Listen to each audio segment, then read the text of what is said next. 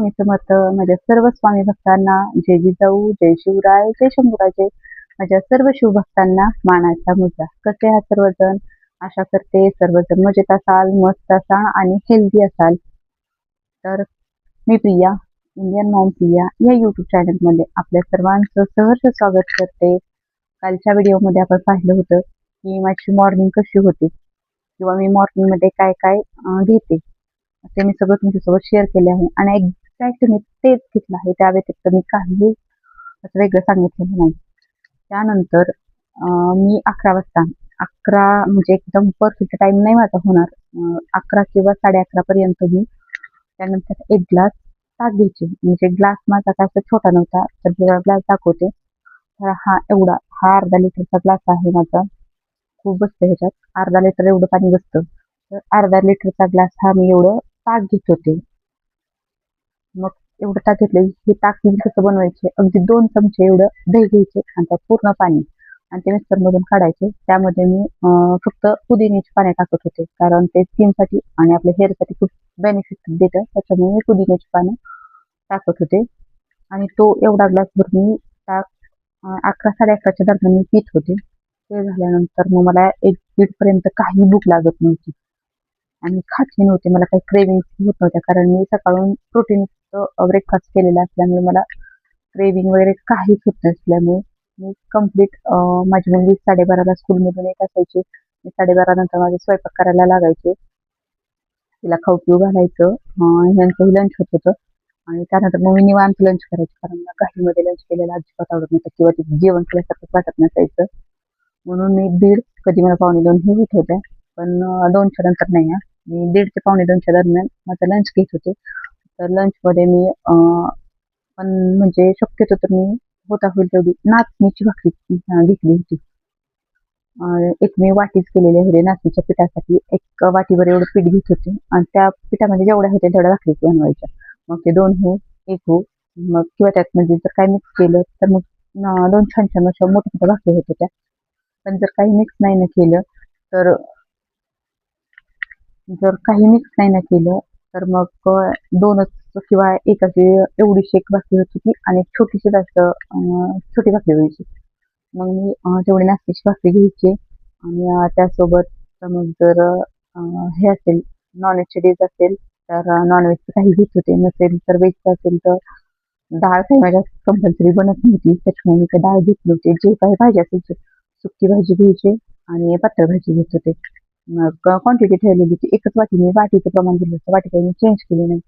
तर त्या वाटीच्याच प्रमाणाने मी काय करायची, 1 वाटीभर एवढे भाजी घ्यायची आणि त्याच वाटीने मी 1 वाटीभर पातळ भाजी पण घेत होते. आणि मी भाजी बनवताना मी तेलाचा वापर कसाच करत नव्हते. मी तूप वापरायचे. त्या तुपामुळे बघा ना माझी स्किन, मी आता चेहऱ्याला सकाळी चेहरा धुतलेला आहे आणि आता मी व्हिडिओ शूट करत आहे ते 2 सव्वा 2च्या आसपास झालेलं आहे. काहीच लावलेलं नाहीये, तरी बघा माझी स्किन किती छान झालेली आहे. मी काही अगदी सकाळी अंघोळ करताना जे तोंड धुतलेलं आहे त्यानंतर काहीच लावलेलं नव्हतं. त्यानंतर बघा ना माझी स्किन किती छान झालेली आहे. कारण मी 18 दिवस फक्त तूप खाल्लेलं आहे. तेल अजिबातही घेतलेलं नाहीये आणि तूप पण म्हणजे खूप नाहीये. अगदी म्हणजे पोहे खायचे चमचे असतात का, आणि तेवढा 1 चमचाभर एवढ्या तुपामध्ये मी माझी भाजी बनवायची. सुक्या भाजीला तेवढंच तूप 1 चमचा आणि पातळ भाजीला 1 चमचा. ह्या 2 चमचे तूप मी माझ्यासाठी यूज करत होते. आणि जर म्हणजे ह्याच्यापेक्षा तर जास्त घेतलंच नाही मी, मला आवडत पण नव्हतं. पण भाजीमधून घेत होते मी तूप. 2 चमचे एवढं तूप घेत होते मी. अ, भाजी आणि सलाड घ्यायचे. मग काकडी, कधी बीट घेत होते, कधी मेथीची भाजी घ्यायची, अशी कच्ची मेथीची भाजी खायची. आणि जे काही अवेलेबल असेल ते घेत होते. मी असं काही नाही, फक्त कांदा घेतला नाही, कारण माझ्या बाळाला चालत नसायचा कांद्याचा वास वगैरे, त्यामुळे मी कांदा वगैरे घेतला नाही. काकडी, बीट, मेथीची भाजी, कधी कोबी असेल तर तो कोबी घेते. असा मी त्या फॉर्ममध्ये मी माझं सलाड घेत होते. असं काही फॅन्सी सलाड घेतलेलं नाही. एक काकडी घ्यायची, कट करायची, ते घ्यायचं. हे माझं असं असायचं. आणि जेवण झालं, अगदी फुल पोट भरल्यासारखं जेवण होत होतं. कारण एक एवढीशी भाकरी व्हायची, त्याच्यामध्ये एक छोटी भाकरी. मग ह्याच्यामध्ये माझं पोट अगदी फुल व्हायचं आणि लगेच मी पाणी पीत नसायचे. थोडा 1 घोटभर पाणी प्यायचे आणि त्यानंतर एक अर्ध्या तासाने मग 1 बॉटल भरून मी, म्हणजे अर्धा लिटरची बॉटल आहे, ती अर्धा लिटरची बॉटल मी पाणी प्यायचे.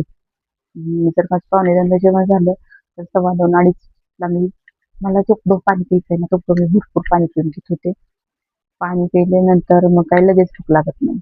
मग 3, 3:15, 3:30, 3:30ला थोडंफार असं मुलीला खायला काही देताना मला असं वाटायचं की चला आता म्हणजे ते खोटी भूक म्हणतात ना, तर ती लागल्यासारखं होत होतं मला.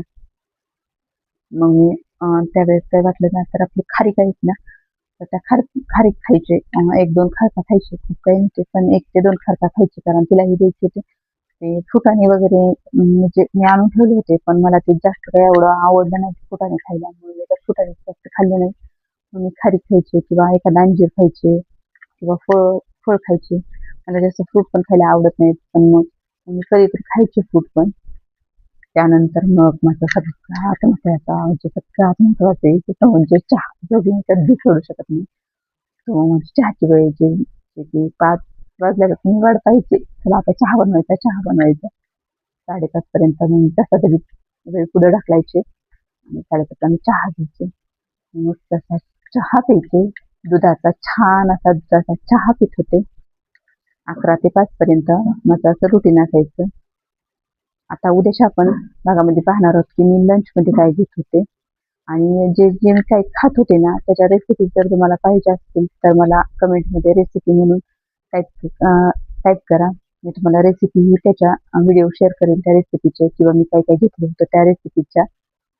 जर व्हिडिओ आवडला असेल तर व्हिडिओला लाईक करा, शेअर करा, सबस्क्राईब करा आणि चला भेटूया नेक्स्ट ब्लॉगमध्ये की मी लंचमध्ये काय खाणार आहे.